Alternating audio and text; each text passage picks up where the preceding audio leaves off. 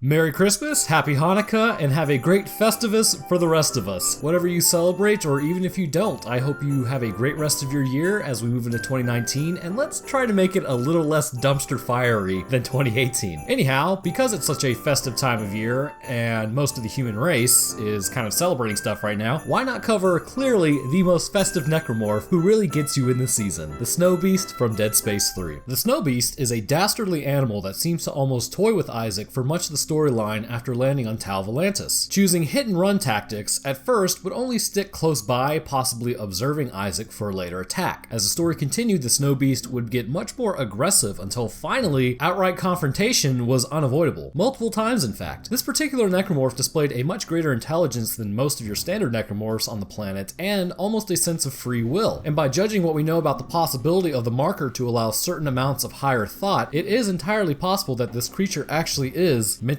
conscious as well. What do I mean? Well, with that intro, I guess you could call it, out of the way, let's jump into the lore and morphology of the Snow Beast from Dead Space 3. First, let's establish what this creature actually is. Looking at the Snow Beast, you might be inclined to think it's just a conglomeration of bodies made up of fallen scaff soldiers, because clearly the marker has the ability to form beasts like this, judging by the tripod and brute, which we saw all over the Ishimura and on Tideman Station. However, the Snow Beast is different. To understand why it is different, we first need to understand its homeworld, as just like with the Krogan episode, the environment you evolve in is where all your traits come from. Tal Volantis was what we would call a water planet. It is possible there may have been small islands, but what we know from reading the logs, there was actually just a giant global ocean. This is actually how Tal Volantians evolved to be as large as they were, but we will save that episode covering the alien necromorphs. However, if Earth's oceans are anything to go off of, there are many different life forms, but one in particular is going to closely resemble the Snow Beast, a spider crab. A spider crab is a crustacean usually living in the Pacific Ocean around heated vents and prefers cooler water around 50 degrees Fahrenheit or about 10 degrees Celsius. But what is most interesting about the spider is it can grow up to 42 pounds, which is roughly 19 kilograms, and have a leg length of 18 feet or around 5.5 meters. Basically, this crab is supersized, and that's just on Earth. So the Snow Beast is just a larger version of this, standing at 14 feet tall or 4.27 meters with a leg spread somewhere close to 30 feet or 9.14 meters. We have this massive crustacean that clearly would weigh anywhere between, I would put it about 1,000 to 2,000 pounds, which works out to be 453.59 to 907.18 kilograms. Basically, this thing is a tank. Swinging back to Tal Volantis, as previously mentioned, it was a water planet prior to the cataclysm brought on by the sapient species in an effort to stop the Brethren Moons. I believe that the Snow Beast is actually a native crustacean rather than a conglomeration of fallen soldiers. Upon studying the creature, it is pretty clear that there are certainly no human features or human remains that would indicate this thing is composed of anything from Earth. But apart from the opinions on its origins, there are scaff logs detailing this beast. They seem to have come into contact with it prior and were very aware of the havoc it was wreaking, choosing to hunt soldiers and pick them off and then retreating. It also mentions that they have found a frozen one of these crustaceans further up the mountain and that they intended on studying it. Whether they actually got to or not remains unknown. However, essentially this creature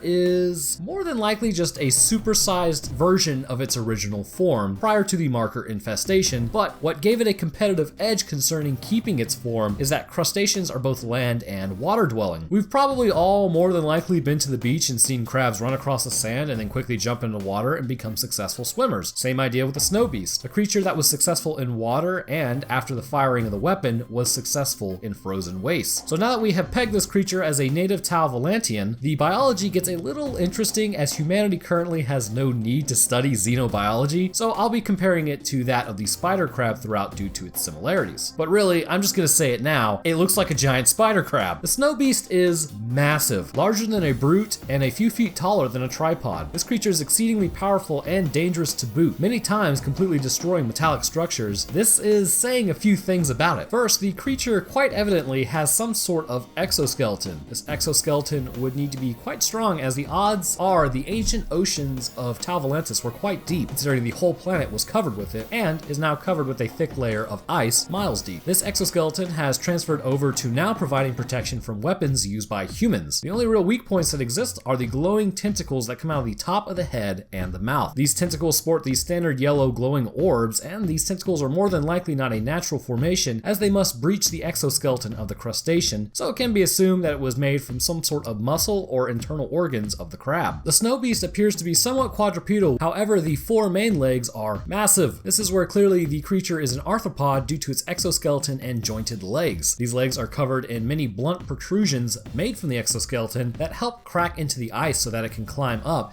and are very helpful for climbing human structures as well. Prior to human interactions, these legs could have been used to strike at the original Tau Volantians, and judging by the strength of the creature, this would have yielded a tremendous amount of force, stunning any of the native Tau Volantians that got too close. The mouth of the creature is something that is exceedingly difficult to get a good look at, but with enough stasis, it can be done. This mouth is usually contained within the carapace of the creature, but upon the possibility of eating, it comes out. The mouth is actually reminiscent of the female shrimp from the Metro series in a sense that it is quite circular and surrounded by teeth. These teeth look and act like hooks directing whatever the creature has caught further down its mouth. What is arguably the most dangerous portion of the snow beast, however, is the harpoon appendage. This will shoot out of the mouth, skewering a person entirely. The plates on the harpoon face backwards as well, meaning that whatever it hits, it is likely not sliding off and instead is held tightly in place. I mentioned the intelligence of the creature earlier, and it is quite interesting. Most necromorphs will push and attack relentlessly until they have completely been incapacitated. This can be seen with most necromorphs, even including the hivebind. However, with the snow beast, it is quite different. Upon any substantial amount of damage, the snow beast will retreat away from danger, much to Isaac's dismay. It doesn't just do this once either, but multiple times, each time frustrating Isaac more and more as he states, "It keeps running away before I can kill that beast thing." So the question is then, what makes this creature so different from the rest of the mindless hordes of necromorphs? An interesting question to be sure, and the way I see it is there are 2 possibilities going off what we know of Tau Volantis history. First and foremost, the creature still has some capacity concerning higher thought and damage assessment. Again, most necromorphs attack without any regard for their meat suit, and this one clearly has some concern for its longevity. So for this amount of thought to be present, it would not be a regular animal. I wouldn't call it sapient, but I would argue a case for it having a very large brain and a deeply ingrained survival tactic. The marker would have recognized this creature as a great hunter and kept it in its normal form, however, still on Team Necromorph. Compare it to the relationship sort of like Tau Volantians, who were a sapient creature, and the snow beast, or whatever original organism it was, to something like a human and a Kodiak bear. Even with a native species being highly intelligent, monsters still lurk out there. So option 1 is this was its own creature prior to the marker event, and more than likely hunted the global oceans, and in some cases possibly could have even eaten Tau Volantians if they were small enough. As we can kind of see, Tau Volantians can get massive. Option 2 is that the creature never existed and was instead made. We see time and time again that the marker connects bodies into a grotesque and horrifying visage. Pieces of Tau Volantians could have been pieced together to form this particular creature, and there is some credence to this as the Tau Volantians were highly intelligent, so keeping this thinking ability may have been beneficial for the marker. Not to mention, it's entirely possible that this particular snow beast may have been a very large Tau Volantian, considering we see size range quite a bit in their species. But a video is long overdue on that, so we can discuss the size discrepancies of these aliens when I finally make that. It's easily quite feasible that this thing has decided to go from bipedal to quadrupedal, considering some of the other alien necromorphs that we do see tend to run in sort of like a gorilla-like fashion. So let's get on with the morbid curiosity, shall we? Because let's be real, this thing is absolutely brutal. If Isaac is low on health, he pretty much goes in one of the worst ways possible, or at least, I don't know, it makes me cringe. I've never had my back broken, but I imagine it is an unpleasant experience. The creature will shoot a harpoon tendril, skewering Isaac around about the middle of his stomach, and judging by the harpoon and hit location, this has very clearly pierced through the spine completely. It will then swing him around as it draws him in. Isaac will attempt to hold onto the mouth, much like that one time I almost got pulled into a wood chipper and had to hold onto the edges of the opening so that I didn't get pulled in. However, the chipper wasn't trying to eat me, the snow beast is trying to eat Isaac. 2 folds come from the sides to help pull Isaac in. This will pretty much snap the spine in half, half, or if it's still connected at any portion, it'll just snap that little bit of bone, and this will pretty much be game over for Isaac. However, vengeance is sweet. So very sweet. What's better than one harpoon? How about 2 harpoons?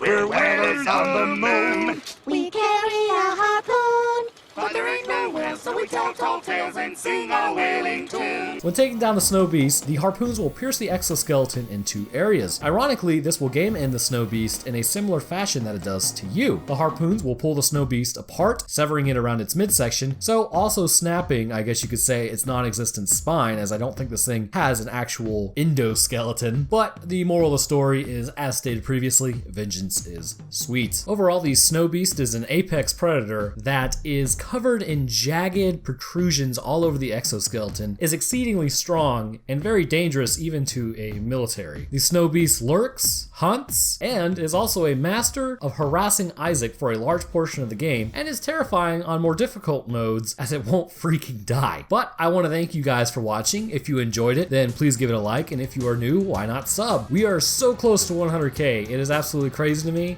So as I said in the Krogan video, expect like a 100k sub special video, probably a face reveal and whatnot. Like I said, though, I have an average face, but it will make live streaming easier, as I won't actually have to like make sure my face is hidden or anything, so I can just live stream it. It should be easier. Anyways, I will drop my Twitter, Discord, and Patreon links in the description if anyone is interested in that, and I would also like to thank my patrons. We have 3 scientists now. Pretty cool. They are Layla Alizarin, and then we got your boy Bowen Goodwin, and now our newcomer, Arulam Lupe. I believe I pronounced that correctly. If I did not, let me know how to say it. Our residents are A. Laurentis, Evan Osborne, Richard Muhlenberg, and next up with their PhD in genetics, we have Andrew Lawson, Divine Whisper, John Russo, Laffy No Skill, and Steve N. Holding it down with their Masters of Biology, we have Adam Hartswick, Brandon Brotherton, Brian H. Briggs, Cameron Smith, Scott Grant, and the Otterman. And last but not least, with their Bachelors of Morphological Sciences, we have Ahigao Comics, Alex the Gun Guy, Dustin Ellis, Eric Scott Gillies, Greater Genes 83, Jims, Joseph Radical, Professor Bennips, and Zachary Baker. Thank you guys for your continued support. Also, I want to wish everyone a Merry Christmas or whatever you celebrate around this time, and I hope regardless of your situation, you really find happiness in whatever you're doing this season. So, thank you guys for watching Roanoke Gaming, and I will see y'all in the next one.